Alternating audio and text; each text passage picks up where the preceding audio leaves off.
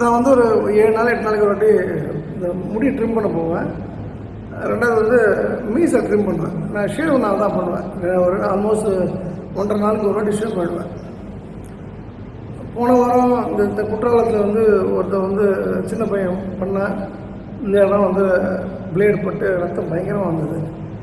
இன்றைக்கி வந்து ஒரு குடிகாரன் ஒருத்தர்கிட்ட மாட்டிக்கிட்டேன். இந்த எங்கள் குற்றாலம்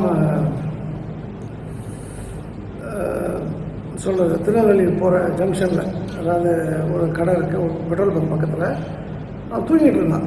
எழுப்புறதா வேணாமான்னு ஒரு கஷ்டப்பட்டு யோசிச்சு அந்நேரம் டக்குன்னு எழுச்சிட்டான் சின்ன பையன்.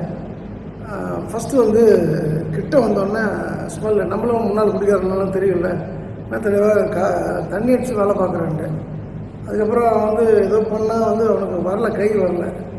ஒரு 2 நிமிஷம் வெளில போனான். நான் அப்பயே ஓடி போயிடலான்னு நினச்சேன். கொஞ்சம் தான் மிஷின் போட்டிருந்தான்.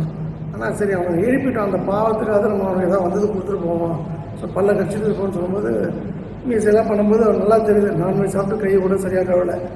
அவனை கேட்குறேன், ஏன் குடிச்சிட்டு இப்படி பண்ணுற, உயிர் எடுக்கிறேன், உன்னை நம்பி தான் நான் வரேன் அப்படின்னு சொல்லிட்டு அவனை வந்து அட்வைஸ் பண்ணிட்டே இருக்கேன். டக்கு நீங்கள் ஒரு பிளேடை போட்டு ரத்தம் குப்புன்னு கொட்டுச்சு.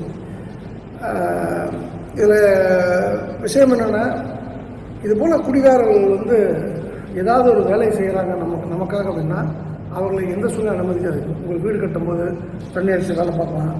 எங்கள் வீட்டில் தண்ணி அடிச்சு ஒரு சுண்ணாம்பு அடிச்சுட்டு வந்தான். உடனே அவனை பம்ப் பண்ணி அனுப்பிச்சாச்சு அவனை. அப்போ அந்த குடிகாரர்களை வந்து எந்த சூழ்நிலையுமே உங்களுடைய சர்க்கிள்குள்ளே அனுமதிக்காதீர்கள். அது உங்களுக்கு நல்லதல்ல.